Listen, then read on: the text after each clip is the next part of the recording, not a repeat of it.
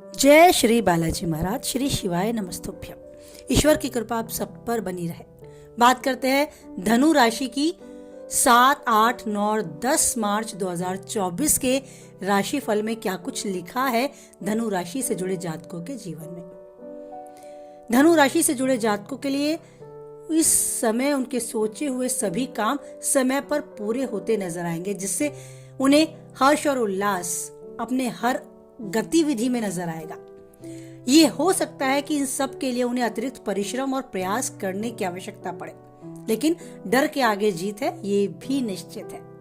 यदि आप इस मंत्र को गांठ बांधकर सही दिशा में निरंतर प्रयास करते रहते हैं तो आपको आपके कार्य में निश्चित रूप से सफलता मिलेगी। खास बात यह है कि आपके शुभ चिंतक भी आपके द्वारा किए गए प्रयासों में सहायक भूमिका निभाते आपको नजर आएंगे।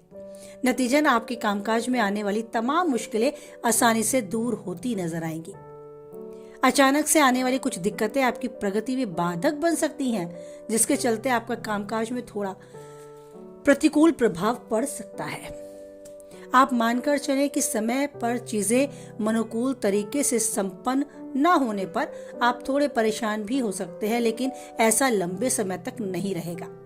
सभी स्थितियां आपके अनुकूल फिर से आपको होती नजर आने लगेंगी।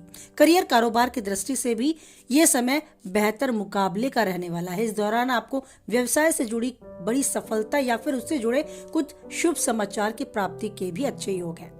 कामकाज के सिलसिले में लंबी या छोटी यात्रा की दूरी के भी योग हैं। इस दौरान अगर आप नौकरी पेशा हैं यानी जॉब करते हैं तो भी आपके कामकाज में आपके सीनियर, आपके जूनियर आपको अच्छे से सपोर्ट करेंगे।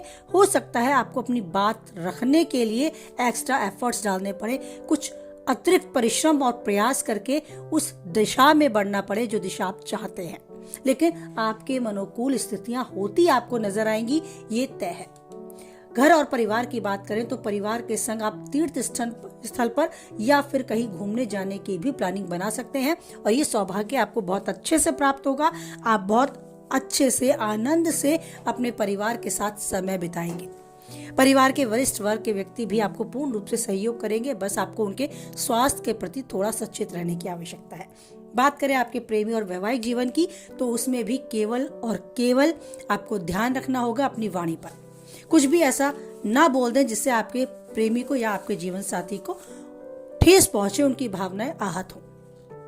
ये समय आप उनके साथ अच्छे से बिताएंगे, उनकी भावनाओं का सम्मान करेंगे तो बदले में आपको भी बहुत अच्छा समय बिताने को मिलेगा। मन में शांति और सुकून का आभास होगा। आप वैवाहिक हैं तो आपका जीवन साथी पूर्ण रूप से आपको सहयोग करेगा, और अगर वैवाहिक नहीं है तो अभी सिंगल हैं तो आपके जीवन में भी प्रेमी का आगमन निश्चित है। बस आपको थोड़ा सा पेशेंस, थोड़ा सा धैर्य बनाकर रखना होगा। यदि अपने प्रेमी को अपने जीवन साथी के रूप में पाना चाहते हैं, यानी कि अपने वैवाहिक जीवन में उन्हें अपने जीवन साथी के रूप में आप देखना चाहते हैं, तो आपको अपने घर वालों के सामने समय रहते बात रखनी होगी। ये समय है कि आपकी बात सुनी जाएगी और उसका सम्मान भी किया जाएगा। हो सकता है आपको बड़ी सहज रूप से स्वीकृति भी मिल जाए।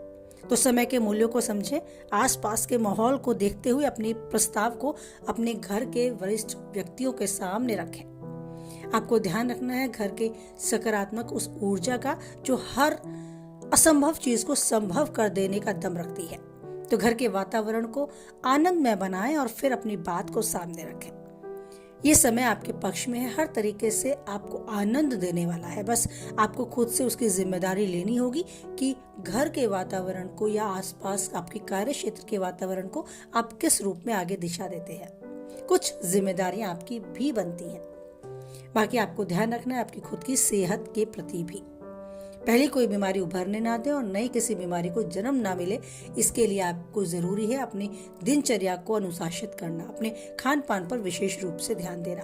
अगर आपको बीपी की यानी ब्लड प्रेशर की कोई प्रॉब्लम है या शुगर से संबंधित कोई परेशानी आपको महसूस हो रही है तो उसे अनदेखा ना करें, उसके उपचार के प्रति आप तुरंत कदम उठाएं। बाकी काफी हद तक सितारे आपके फेवर में है, आपका भाग्य आपका साथ देने को तैयार है। बस आपको अपनी आत्मविश्वास को यूं ही बनाकर रखना होगा और ईश्वर पर यूं ही अटूट विश्वास बनाते हुए हमारे साथ बोलना होगा, जय बालाजी महाराज, जय माता दी।